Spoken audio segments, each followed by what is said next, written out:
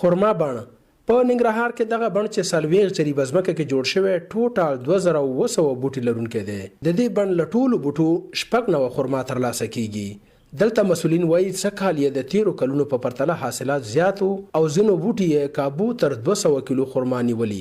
د ننګرهار د وادي کرنیز شرکت رئیس وایي څه کال به د دیو د اټکل له مخې له دغه بڼ څخه 60 ټنه خرما ترلاسه شي. د همداراز د خرما له درکه د تیر کال په پرتله د عوایدو د 2 چنده کېدو خبره هم کوي. د سیونې لرو چې تر 200 کیلو پورې الحمدلله موږ حاصل لرو. پکې د مخکې په پرتله باندې د پیسو په حساب یعنی د عوایدو په حساب باندې چې مخکې تقریبا څه کم 10 لک روپۍ شوي وي، سږ کال زموږ اټکل دا دی چې د 10 لکو پورې او د دې اضافه به موږ ته حاصل عاید ترلاسه کیږي.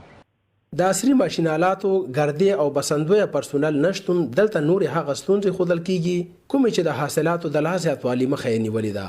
دلته د دې بڼ مسؤلین او کاریګر د یادو ستونزو د حل په برخه کې له حکومتي مسؤلینو د مرستې غوښتنه کوي. طبي ممالکو سره د ګردافشانۍ په هکله کې قراردادونه وشي چې د نوي عصر ماشینالات موږ ته راکړي، موږ ته ټریننګونه راکړي په دې برخه کې چې یو څه کسان زموږ لاړ شي او په دې برخه کې ټریننګ وکړي. دغه زموږ غوښتنې دي.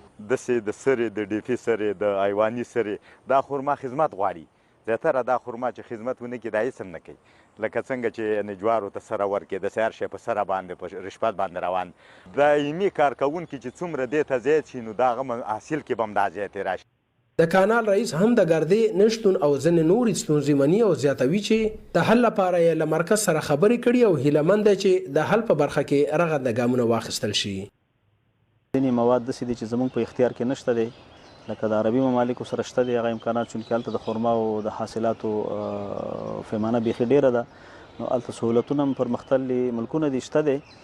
نو که هغه امکانات موږ ته لاسته راشي نو په ډیره لویه پیمانه باندې حاصلات موږ ترلاسه کولی شو. دا په داسې حال کې ده چې څو ورځې وړاندې د رئیس الوزرا لومړی مرستیال ملا عبدالغني برادر هم د ننګرهار کانال د ځینو نورو برخو ترڅنګ له دې بڼ هم لیدنه کړې وه چې دلته شته مسؤلین وایي له هغه سره یې هم یو لړ ستونزې شریکې کړي او د حل په برخه کې د هر راز همکاریو ډاډ ورکړی و.